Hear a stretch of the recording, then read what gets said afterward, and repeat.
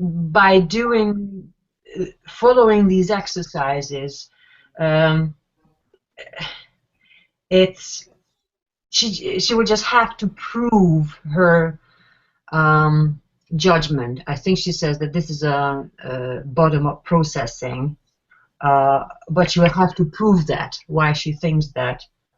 Yeah, because well, in the email, obviously, it's a bit, you know, it doesn't present. She doesn't present any evidence. She's just, in my point of view, we could say, well, first talk about the structure of the essay, and then give her, you know, guidance on finding the evidence that, well, she asks questions like, do I do this, do I do that, but in the end she has to read. I think that the simple answer in your essay, you have to elaborate on that, and using literature you have to prove why you think it's bottom-up processing, and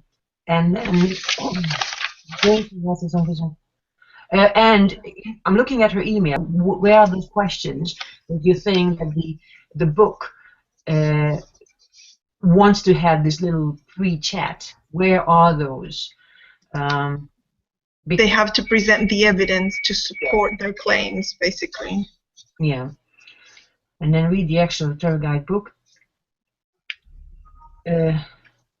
Yes, so and then read the extract from the travel guide book. And this student also had the question about the meaning of role. Yes, in the email she says, I don't. Yeah, I agree with that. I was thinking the same thing, that and she also has to think about the role of the listening in comparison to the other activities as well, because there's a reading activity included there. So she should ask herself, what is the role of the listening comprehension activity here? Yes, so she has to see the bigger picture. It's not like, okay, I'm gonna go for listening and I open up, and how it actually helps to achieve the overall goal of the lesson and achieve the sub-objective of that particular component of the lesson. Yeah.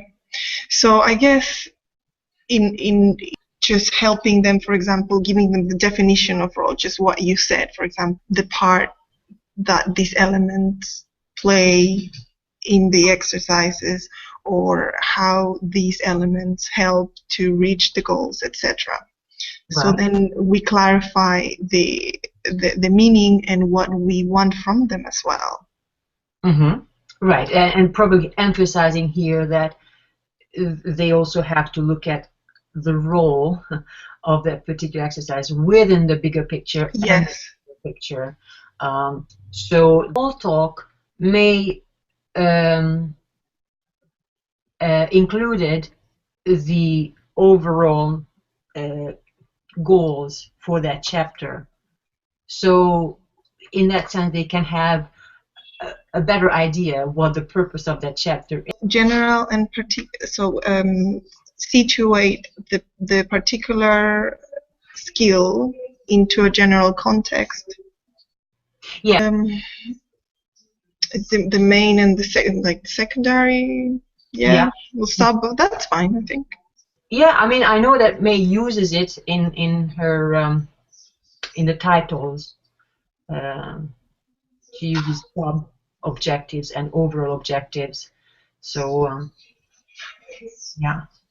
It's forward. They have to state the objective of their essays at the beginning.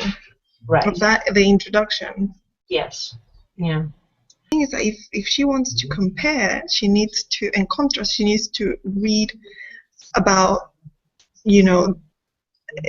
about studies in a similar way to compare. Well, this author has done similar work, therefore, bottom up or top down, blah blah blah. Yes. So she really has to put a lot of effort into really explaining these, these concepts or claims. Exactly. or the bottom-up processing. What exactly is that? Explain it. How do you understand it from the literature that you read?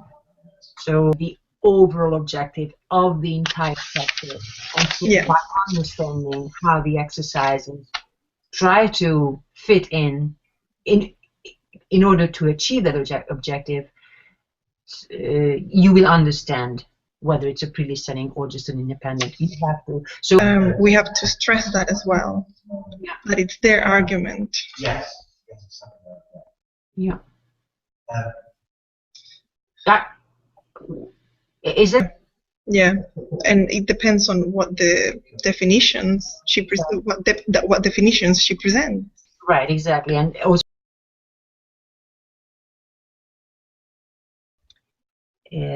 Yes.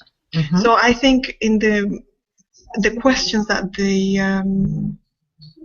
this particular student is asking, for example, can I use this evidence to back my belief?